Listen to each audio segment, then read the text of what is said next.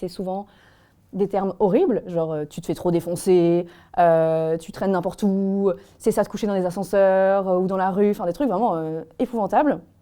Alors que les filles vont me remercier de parler de tout ça, mais c'est vrai que le cliché c'est vraiment fille sale, qui traîne partout, qui couche à droite à gauche, alors que moi c'était juste avec mes copains. Je m'appelle Caroline, j'ai 23 ans, j'ai commencé les réseaux sociaux il y a 3-4 mois à peu près. Si jamais vous m'avez vu, c'est généralement pour des infections urinaires, des mycoses et récemment des sécheresses vaginales.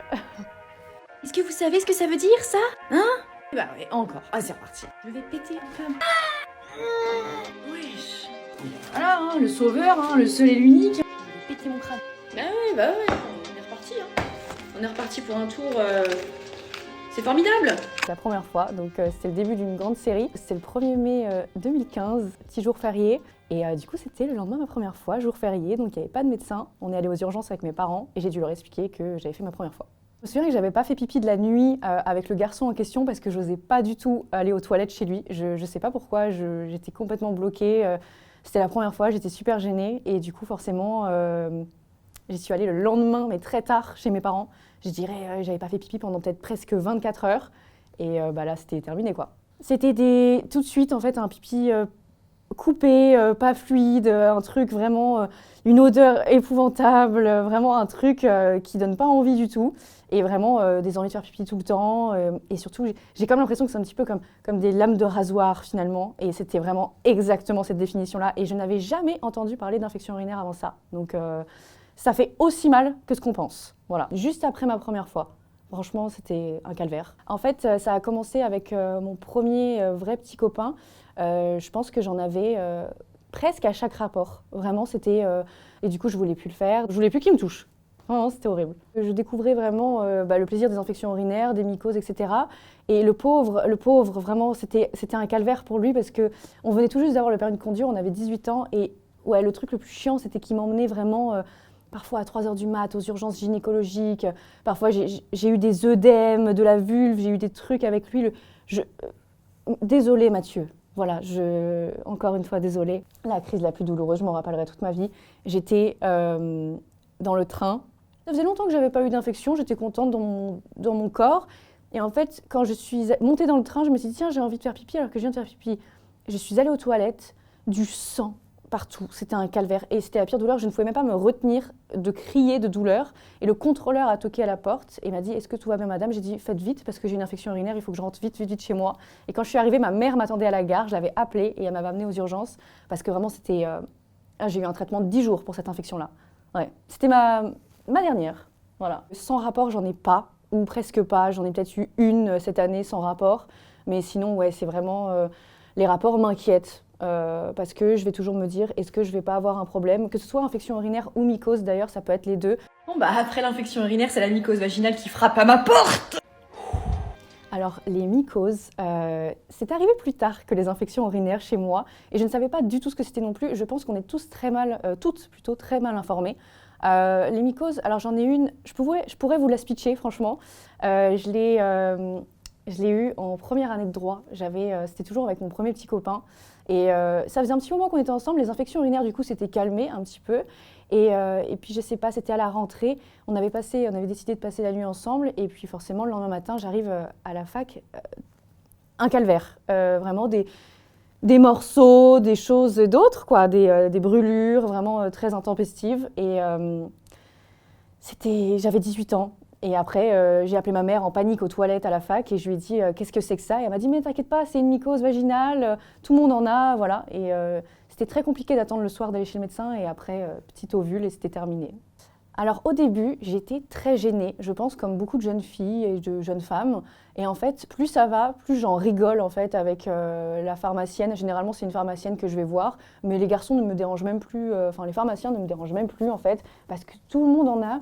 Et je pense que il faut se décomplexer par rapport à ça et c'est vraiment pour ça que j'en parle sur TikTok parce que c'est pas grave et c'est pas sale. Surtout, il faut bien comprendre que les mycoses vaginales et les infections urinaires, ça n'a aucun lien avec la propreté parce que tout le monde dit « Ah, t'as traîné avec un mec sale, tu te laves pas ». Non, c'est justement un excès de propreté parfois qui va nous conduire à avoir ce genre de problème.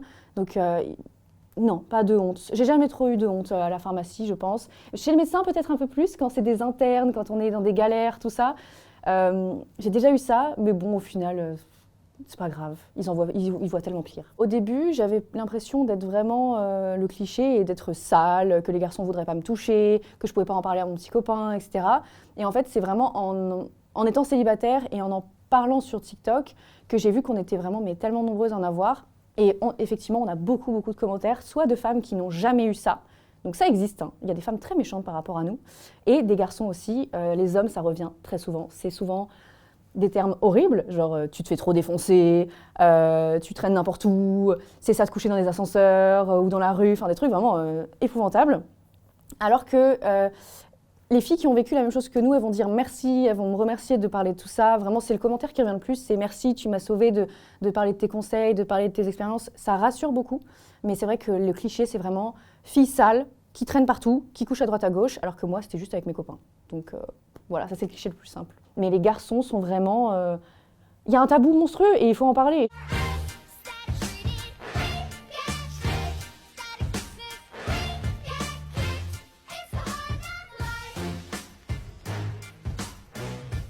Si je peux vous conseiller un produit, c'est le Démanose. Ça va aider vraiment pendant les crises et même en prévention, ça m'a beaucoup aidé. Et aussi, surtout, avant une relation sexuelle, je sais qu'on ne peut pas toujours planifier une relation sexuelle, mais moi, j'essaie de planifier quand même.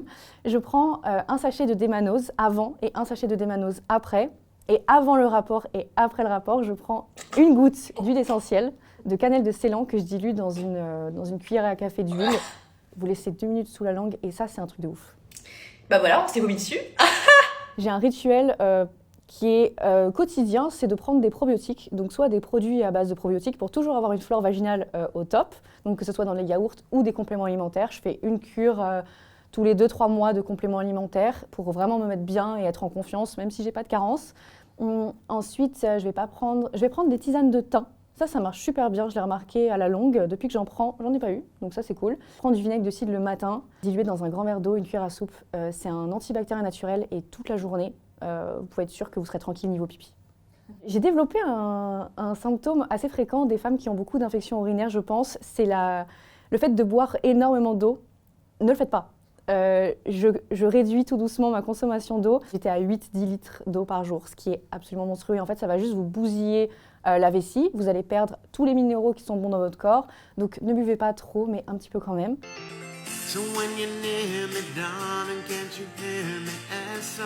Après le confinement de 2020, le 1er de mars, ça faisait 6 ans, je crois que ça durait. Et en fait, avec lui, c'était un nouveau copain, donc forcément nouveau corps. Il faut s'adapter aussi. Ça peut être normal, hein, voilà. Il faut s'adapter au pH de son partenaire, etc., aux microbes aussi de son nouveau partenaire. Et là, c'était complètement le cas. Et en fait, le pauvre, c'était les pires crises de ma vie à ce moment-là. J'ai eu, je pense, en 2 mois, c'était l'été, je crois que j'ai eu 6 ou 7 infections urinaires et 2-3 mycoses. En fait, c'était des récidives constamment. Et du coup, à la rentrée, j'ai dit ça suffit. Je vais voir une urologue. Voilà, une dame très gentille. Et elle m'a posé une seule question, elle m'a dit « Comment s'est passée ta première fois ?» On ne me l'avait jamais posée.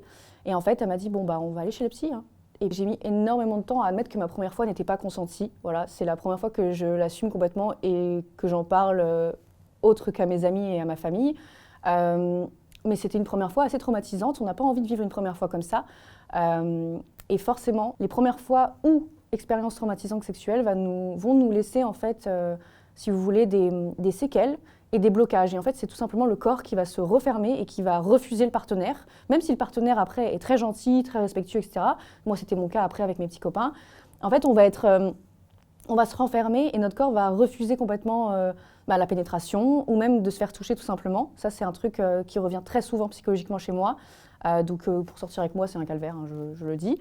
Mais je préfère être seule pour l'instant. Et puis là, j'ai fait presque 2 ans de psychothérapie. Et depuis, ça va beaucoup mieux. Donc si je peux conseiller un truc, c'est vraiment de faire une psychothérapie si on a des crises comme ça à répétition. J'ai beaucoup de femmes qui viennent à moi sur Instagram et qui me racontent leur histoire. Et souvent, la première chose, c'est agression sexuelle, viol, évidemment. Généralement, c'est ce qui revient le plus. Et en fait, je me retrouve beaucoup dans leurs histoires parce que ça laisse des traces. Si je pourrais donner un conseil, c'est si vous êtes avec quelqu'un qui ne vous soutient pas par rapport à ça, pour les femmes, quittez-le. Parce que c'est un travail à plein temps, franchement. N'oubliez pas d'en rire un peu de temps en temps quand c'est terminé pour pas dramatiser la situation. Moi, j'ai beaucoup dramatisé, maintenant j'en rigole tout le temps. Là, par exemple, j'ai très envie de faire pipi, je me dis que c'est pas grave. Il faut juste faire soigner la cause Trouvez votre cause et ensuite ça ira beaucoup mieux. Mais il ne faut pas attendre 6 ans comme moi, je pense.